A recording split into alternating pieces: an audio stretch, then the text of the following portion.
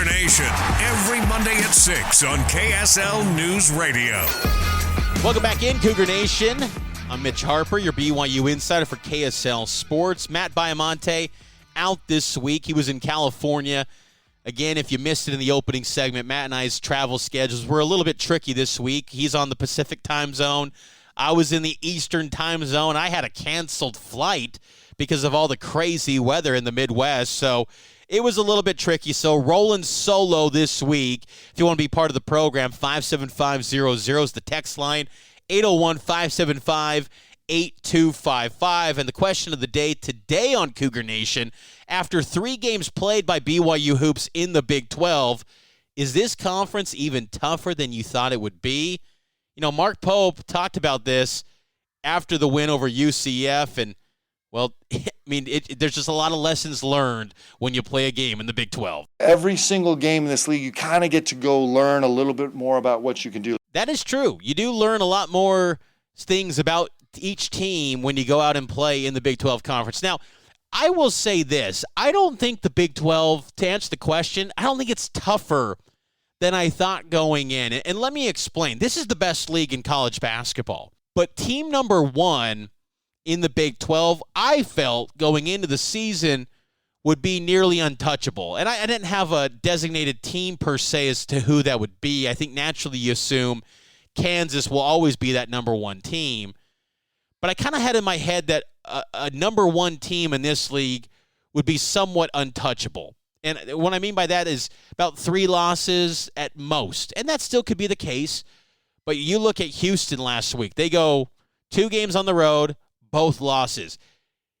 Kansas loses at UCF, has a tough game against Oklahoma at Fog Allen. The top teams right now in the Big 12 by the standings, Baylor at 3-0, Texas Tech at 3-0, and BYU went toe-to-toe with Baylor. They were by 9 points.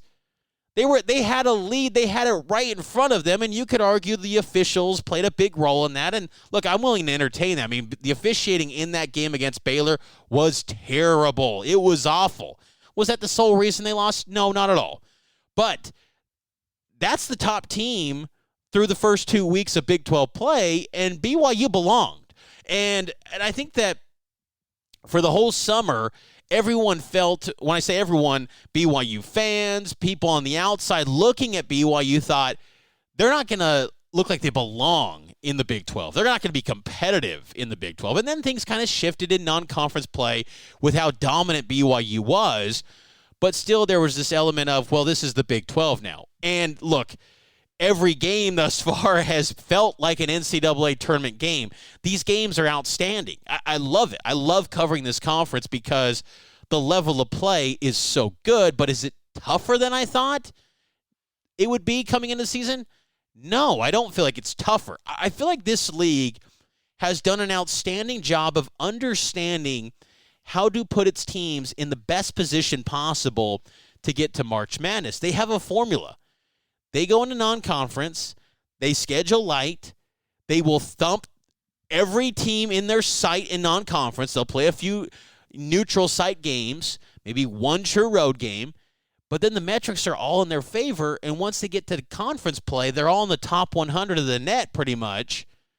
10 of the 14 teams right now in the top 100. So, yeah, if you lose a game at Baylor, it's not hurting you because you just lost to a top 15 team. You go to UCF, that's a quad 1 road victory. They were number 74 in the net on Saturday when BYU took them down 63-58. They've just done a fantastic job of manipulating that. But the talent in this league is very good. I still just kind of lean from an individual talent. I think the SEC's got a little more NBA, bona fide NBA draft prospects, but this league has future pros. They're going to make a living getting paid to play basketball, and it's just been outstanding. It's been so much fun to see BYU basketball competing in this league. Here's the standings through 2 weeks in the Big 12. Baylor at 3-0, Texas Tech also at 3-0. BYU's got the Red Raiders coming up on Saturday down in Lubbock. Kansas at 2-1, Iowa State, TCU, and K-State all at a logjam at 2-1. Then you have another logjam. Houston, Oklahoma, Cincinnati, Texas, West Virginia, BYU all at 1-2 in the Big 12. UCF also 1-2. Oklahoma State winless so far in the league. So it's a competitive league where there's no bottom in this conference. Like West Virginia beats Texas on Saturday. And West Virginia looked like a team that was ready to just have the floor fall from beneath them, because even though they've got a talented roster with a bunch of heralded transfers, they had the coaching scandal, they had all these issues, and then they beat a nationally ranked Texas team. Like, that's the quality of the Big 12. Is there a team in this league that will cut down the nets and win the national title? I don't know. And that's where maybe I feel like I'm not willing to say this is a league that's tougher than I expected, but the floor, teams 10 through 14, are definitely better than I was expecting coming in to the Big 12 Conference for year one for BYU. A program like BYU has elevated this league. UCF has elevated this league. You look at the personnel BYU faced from the Knights, that was a good team. Diallo, CJ Walker, Jalen Sellers, Johnny Dawkins got a good squad. They had good athletes on that team, and I was very impressed with the size that they had on that front line. And I thought, wow, UCF has come a long ways in a hurry in year one in the Big 12, and BYU still battling and competing quite nicely in this conference. And they got another tough test tomorrow as they take on the Iowa State Cyclones, which, of course, you can hear right here on KSL News Radio. Tip-off at 7, pregame at 6, here on your legacy home of the Cougars. Taking a timeout.